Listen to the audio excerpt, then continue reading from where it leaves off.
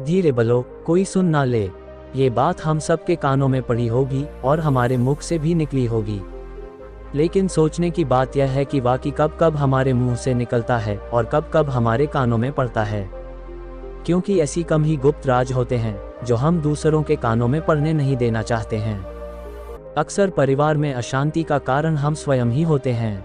हम इस बात को देख पाए भले ना देख पाए, पर यह असल सत्य है, क्योंकि जाने अनजाने मूर्खता बस हम खुद ही अपने वह बातें दूसरों को बता देते हैं जो हमें कभी नहीं बतानी चाहिए, और वही बातें जो जाने अनजाने हमने किसी दूसरे के सामने बता देती थी, वही हमारे दुख का कारण बन जाता है, वही हमारे झगड़े का कारण बन जाता है। और फिर बाद में हमें पछतावा होते हैं कि मुझे ये बात किसी को बतानी नहीं चाहिए थी, मेरे ही गलती हुई कि मैंने जाने अनजाने यह बात सभी को बता दी। इसलिए आज की जो बौद्ध कहानी मैं आपको सुनाने वाला हूँ, उसे सुनने के बाद आपको 7 ऐसी बातें पता चलेगी जो आपको कभी किसी को नहीं बतानी। ये जो 7 बातें हैं जो आपको किसी को नहीं बतानी, क्यों नहीं बतानी, इसके पीछे का तर्क भी मैं आपको दूंगा। और इन 7 बातों के अलावा अगर आपको लगता है कोई बात ऐसा है जो मुझसे छूट गई या मैं नहीं बता पाया, तो कमेंट सेक्शन में जरूर बताना। इससे पहले कि आप इस बौद्ध कहानी से खो जाए, इस चैनल को सब्सक्राइब जरूर कर ले। तो चलिए कहानी शुरू करते हैं। एक समय की बात है, एक नगर में माधव नाम का एक युवक रहता था। वह युवक बहुत गरीब था, कुछ पैसा नहीं था उसके पास, 2 वक्त की दाल रोटी भी बड़ी मुश्किल से उसको नसीब होती थी। किसी काम की तलाश में दिन रात खोज करने पर भी उसे कोई काम नहीं मिल रहा था। फिर एक दिन उसने अपनी पत्नी के सामने अपनी सारी समस्या बता दी। उसने अपनी पत्नी को कहा कि मैं जीत जाएगा भी काम मांगने के लिए जाता हूँ तो हर कोई मुझे ये कहकर काम नहीं देता कि हमारे यहाँ काम की जरूरत नहीं है। मैं काम की तलाश कर कर के थक चुका हूँ। मुझे समझ नहीं आता कि मैं तुम लोगों का पेट कैसे भरूंगा, अपने बच्चों को कैसे पालूंगा, और यह चिंता मुझे दिन रात खाई जा रही है। ये सुनकर उसकी पत्नी ने कुछ सोचकर कहा कि तुम एक आदमी के पास एक बार भी काम मांगने के लिए जाते हो और जब वह काम नहीं देता तो तुम दोबारा उसके पास जाते तक नहीं हो। अगर तुम्हें उनसे काम लेना है तो तुम्हें हमदर्दी जतानी होगी, तुम्हें उनसे हमदर्दी हासिल करनी होगी, अपनी गरीबी दिखानी होगी, ताकि वह लोग तुम्हारे मजबूरी समझकर तुम्हें काम पर रख ले। इसीलिए शर्म मत करो, उन्हें अपनी मजबूरी बताओ, अपनी गरीबी बताओ, और इसी उपाय से तुम काम पा सकते हो। ये बात माधव की मस्तिष्क में बैठ गई और अगले दिन काम मांगने के लिए वह उसी सेठ के पास जा पहुंचा जहां पर वह पिछले दिन काम मांगने के लिए गया था। लेकिन इस बार उसने हाथ जोड़कर उस सेठ से प्रार्थना की, उसे विनती की कि वह बहुत गरीब है और उसे काम की बहुत आवश्यकता है। वह जो कुछ भी उसे देंगे उसमें संतुष्ट हो जाएगा, पर कृपया करके मुझे अपने काम पर रख लें। उसकी यह हालत देखकर उस सेठ ने उसे अपने काम पर रख लिया। वह रोज वहां काम पर जाने लगा। अंदर ही अंदर वह खुश तो था कि उसे काम तो मिला, लेकिन उसे वेतन दूसरे लोगों से कम मिलता था। वही काम जो दूसरे लोग कर रहे हैं, जो उन्हें ज्यादा वेतन मिल रहा था और इसे कम वेतन मिलता था। जब इस बारे में उसने अपने सेठ से कहा तो सेठ ने कहा कि देखो भाई, तुम्हें काम की जरूरत थी, मैंने तुम्हें काम दिया, मेरा धन्यवाद करने की बजाय तुम मुझसे शिकायत कर रहे हो। ये कैसी भलमन सेहत है। ये सुनकर माधव वहीं पर चुप हो गया। बात कहीं ना कहीं सत्य थी, सच थी कि सेठ ने तो उसे उसकी मजबूरी के हिसाब से ही काम दिया था और इसीलिए वह उसे अपने अनुसार ही वेतन देता था। लेकिन धीरे धीरे उसने यह बात अपने सगे संबंधियों और अपने दोस्तों को भी बताना शुरू कर दी कि उसका सेठ कैसा आदमी है और उसे कितना वेतन देता है। समय बीतता रहा और माधव पूरी लगन के साथ अपना काम करता रहा, लेकिन अब परिस्थितियां बदलने लगी थी। सेठ अब माधव से दूसरे लोगों से ज्यादा काम लेता था और उनसे कम वेतन देता था। ये बात माधव के मन को बहुत खलती थी। वह दूसरों से ज्यादा मेहनत कर रहा है और उनसे कम वेतन पा रहा है, इससे उसके आत्मसम्मान को बहुत गहरी चोट पहुंची। अब धीरे धीरे उसका मन अपने काम से हटने लगा। उसका मन काम में लगता ही नहीं था। जाहिर सी बात है कि ऐसे जाएगा किसका मन लगेगा जहां आदमी को अपने आत्मसम्मान के साथ समझौता करना पड़े। इसीलिए जल्द ही उसने अपना काम छोड़ दिया और वह घर पर आकर खाली बैठ गया। अब उसके पास घर का खर्चा चलाने के लिए भी पैसे नहीं बचे थे। इसीलिए उसने अपने सगे संबंधियों और अपने दोस्तों से सहायता मांगने शुरू की। लेकिन उसके दोस्त उसके सामने तो उसे दया का पत्र समझते थे, उसे दिलासा देते थे, लेकिन पीछे से उसका मजाक उड़ा देते।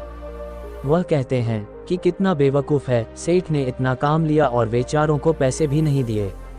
अरे हम इसको पैसे दे दे तो ये कल हमारा भी पैसा वापस कर पाएगी।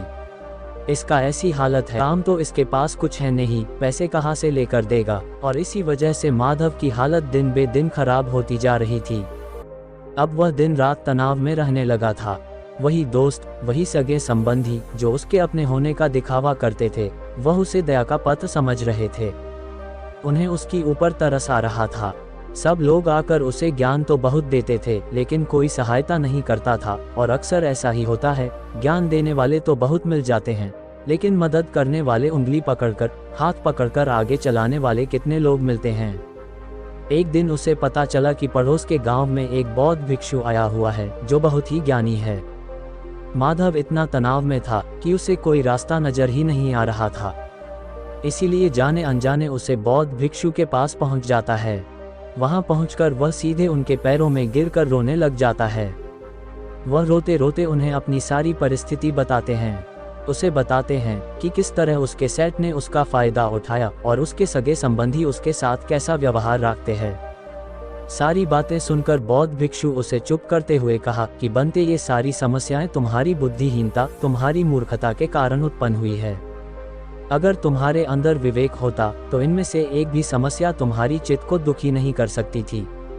लेकिन तुमने अपने अविवेक के कारण, अपने मूर्खता के कारण खुद ही अपने रास्ते में कांटे बिछा दिया।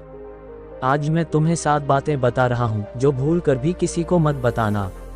और इन बातों का अनुसरण करते हुए तुम बाहर से मिलने वाले दुखों को तो दूर कर ही सकते हो जो बेवजह दुनिया की वजह से तुम्हारे अंदर पनपते हैं। पहली बात जो किसी को नहीं बताने चाहिए वह है अपनी मजबूरी। अपनी मजबूरी का दिखावा करके दूसरों का दया पत्र बनकर उनकी सहायता लेने की गलती कभी मत करना। हो सकता है कि आज वह तुम्हारी मजबूरी देखकर तुम्हारी सहायता कर दे, लेकिन काल वह तुम्हारा फायदा उठाने से भी नहीं चुकेगा। और अगर फायदा भी नहीं उठाया तो दूसरों के सामने तुम्हारा मजाक बनाने में वह आदमी कभी नहीं चुकेगा। इसीलिए कभी भी अपनी मजबूरी का दिखावा मत करो। अगर घर में 2 रोटी है, सूखी रोटी है, तो वही खाकर सो जाओ, लेकिन दूसरों को इसके बारे में भनक तक नहीं लगनी चाहिए। जरा आप खुद सोचो, मजबूरी बताने का क्या प्रयोजन होता है एक इंसान का? या तो वह दूसरों से सहानुभूति हासिल करना चाहते हैं या उनसे कोई आर्थिक मदद चाहता है। लेकिन अगर दोनों ही परिस्थितियों आप देखें तो दूसरा आदमी आपका फायदा उठाने से नहीं चुकेगा। और अगर वह फायदा नहीं भी उठाएगा तो अपनी नज़र में तो वह आपको मूर्ख ही समझेगा, बेवकूफ़ समझेगा और दूसरों के सामने आपका मजाक तो जरूर बनाएगा। इसीलिए अपनी मजबूरी के बारे में कभी किसी को मत बताना। दूसरी बात जो किसी को भी नहीं बतानी चाहिए वह है अपनी अतीत का गलतियां और भविष्य की रणनीतियां।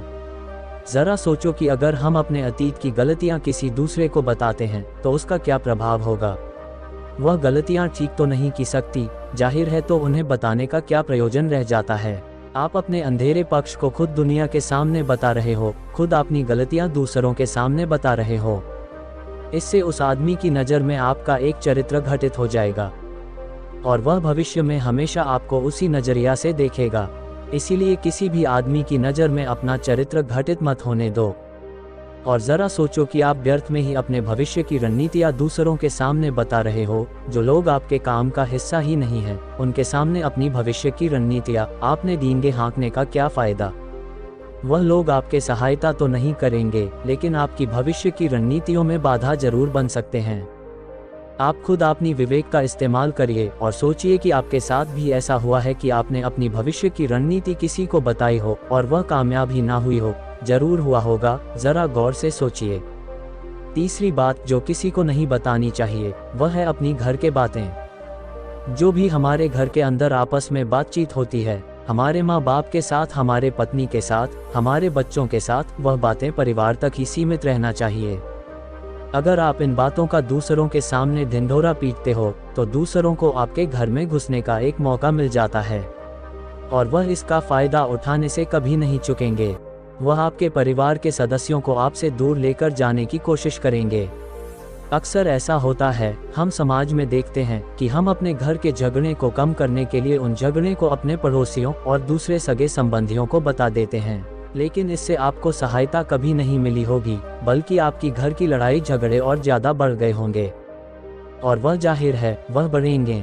अगर आप अपने माँ बाप की बात दूसरों को बताएंगे तो आपके माँ बाप को बुरा लगेगा ही कि हमारा बेटा हमसे बताए बगैर दूसरों को यह बातें बता रहे हैं। इसीलिए अपने घर की बातें और अपने घर की लड़ाई झगड़ा किसी के सामने मत बताना।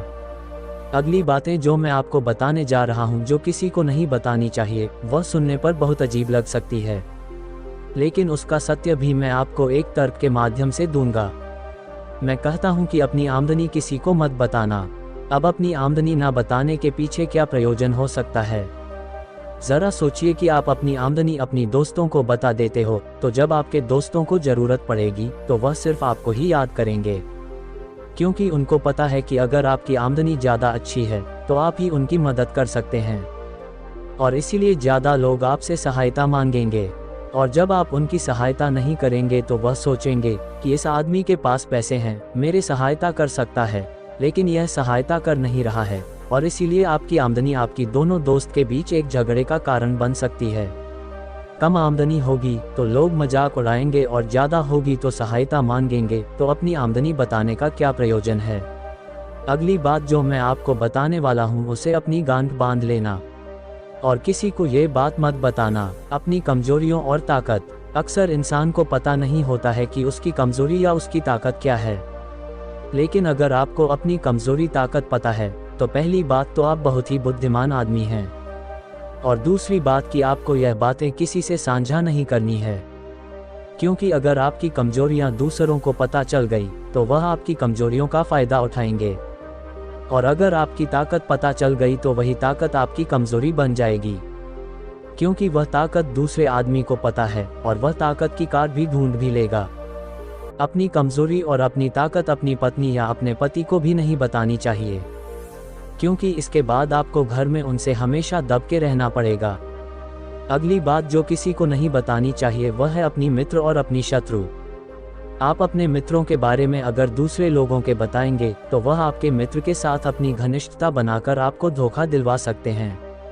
आपके गहरे मित्रों को आपसे दूर करने का प्रयास कर सकते हैं। अक्सर आम आदमी ऐसा नहीं करता, लेकिन आपके दुश्मन ऐसा करने की कोशिश कर सकता है, और दूसरी तरफ आपके शत्रु का भी किसी को नहीं पता लगना चाहिए, क्योंकि आज जो आपका मित्र है अगर कल वह आपका दुश्मन हो गया तो वह आपके दुश्मन के साथ ही मिलकर आपको परास्त कर सकता है, आपको धोखा दे सकता है। इसीलिए अपने सबसे अच्छे दोस्तों को भी अपने दुश्मन के बारे में कभी भी मत बताना। अगली और आखिरी बात कहना चाहता हूँ कि जब तुम दान करते हो तो दान के बारे में भी किसी को मत बताना, नहीं तो दान करना व्यर्थ हो जाता है, बेकार हो जाता है। जब आप अपने दान का ढिंढोरा पीटते हो तो आप ये बता रही हो कि मैं कितना बड़ा दानी पुरुष हूँ, और यह आपके अंदर एक अहंकार निर्मित करेगा। इसीलिए दान गुप्त रूप से किया जाए उतना ही अच्छा होता है, उतना ही फलदायी होता है। जब आपका बायां हाथ दान कर रहा है तो दाएं हाथ को बिना पता चले कि बाएं हाथ दान कर रहा है। ये 7 बातें जो बौद्ध भिक्षुओं ने माधव को बताई, इनमें संसार के सभी सिद्धांत छिपी हुई है। इन बातों का अनुसरण करते हुए आप अपने घर में सुख शांति बना सकते हैं और घर के झगड़े हमेशा के लिए दूर कर सकते हैं। आप इन बातों को बारे में अपनी विवेक से भी सोचेंगे तो आपको यह बातें सच मालूम पड़ेंगे, और हमारी कहानी सुनाने का मकसद यही है कि आपका विवेक जागृत हो। आप खुद उन बातों के बारे में सोचें जो हम आपको बता रही है, और अगर हम गलत है तो आप कमेंट सेक्शन में वह बात जरूर बताएं जिस पर हम गलत हैं, और इनके अलावा भी अगर आपको जानते हैं तो उन बातों को भी कमेंट सेक्शन में जरूर डालें। तो दोस्तों, कैसी लगी आपको ये कहानी कमेंट सेक्शन में जरूर बताना, और अच्छी लगी तो इस चैनल को सब्सक्राइब जरूर कर लेना।